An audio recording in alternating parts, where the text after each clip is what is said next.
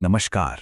आज हम बात करेंगे एक ऐसी घटना की जिसने पूरी दुनिया को हिलाकर रख दिया। हम बात कर रहे हैं वेनेजुएला में हुए अमेरिका के एक बहुत ही चौंकाने वाले मिलिट्री ऑपरेशन की। लेकिन सवाल ये उठता है कि आखिर ये सब हुआ कैसे? मतलब दुनिया की सबसे बड़ी सुपर पावर एक दूसरे देश में घुसकर उसके मौजूदा प्रेसिडेंट को ही गिरफ्तार कर ले। ये सुनने में ही कितना बड़ा लगता है ना? तो तारीख थी 3 जनवरी 2026। इस दिन अमेरिका ने एक ऑपरेशन लॉन्च किया जिसका नाम था ऑपरेशन एब्सोल्यूट रिजॉल्व, और इसका नतीजा सच में चौंकाने वाला था। वेनेजुएला के प्रेसिडेंट निकोलस मदुरो को उनकी ही राजधानी कराकास से गिरफ्तार कर लिया गया। मतलब एक ऐसी बात जिसकी शायद ही किसी ने उम्मीद की होगी। तो सवाल ये है कि उस दिन जमीन पर आखिर हुआ क्या था? हुआ ये कि पहले कराकास और दूसरे मिलिट्री बेस पर जबरदस्त हवाई हमले हुए, और जैसे ही ये हमले थमे, तुरंत अमेरिकन स्पेशल फोर्सेस की एक टीम ने प्रेसिडेंट मादुरो और उनकी पत्नी को गिरफ्तार कर लिया और उन्हें सीधे न्यूयॉर्क ले जाया गया ताकि उन पर क्रिमिनल केस चल सके। अमेरिका के लिए ये कानून के हिसाब से की गई एक कार्रवाई थी।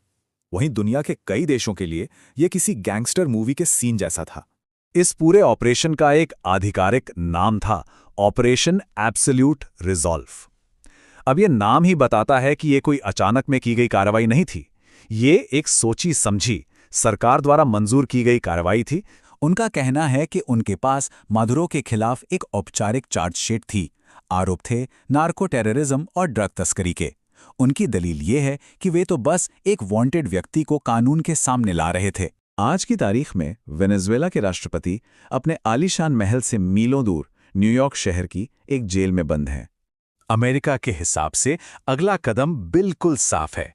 मादुरो पर एक अमेरिकी अदालत में उन गंभीर आरोपों पर मुकदमा चलाना।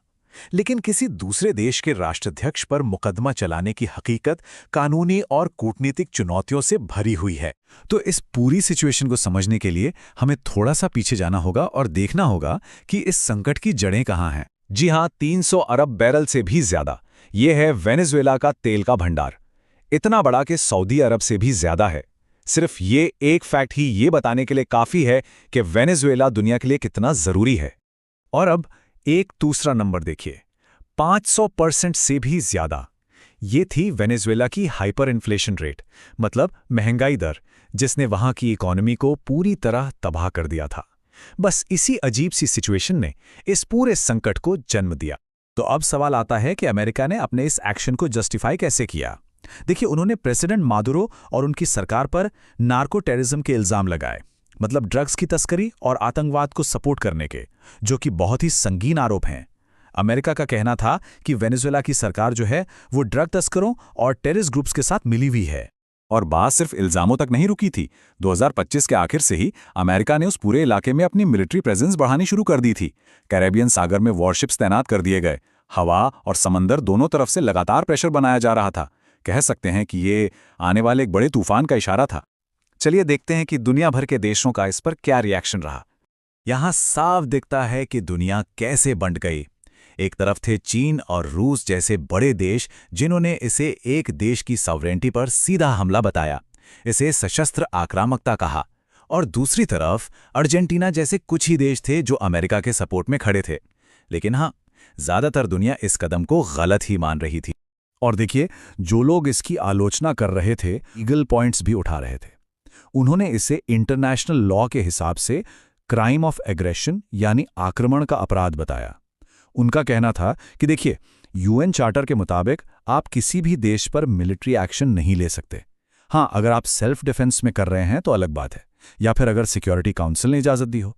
और इस केस में अमेरिका के पास ऐसी कोई परमिशन नहीं थी। अब इस घटना के जो झटके थे वो सिर्फ पॉलिटिक्स तक ही सीमित नहीं रहने वाले थे।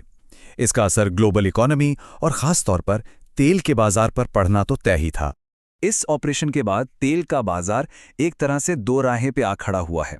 एक पॉसिबिलिटी तो ये है कि अगर वेनेजुएला में एक नई सरकार आती है, हालात स्टेबल होते हैं और तेल का प्रोडक्शन फिर से शुरू हो जाता है, तो दुनिया में तेल की सप्लाई बढ़ जाएगी और कीमतें नीचे आ सकती हैं। लेकिन एक दूसरी पॉसिबिलिटी भी है कि अगर वहां के हालात और ख़राब होते हैं तो तेल की कीमतें आसमान छू सकती हैं।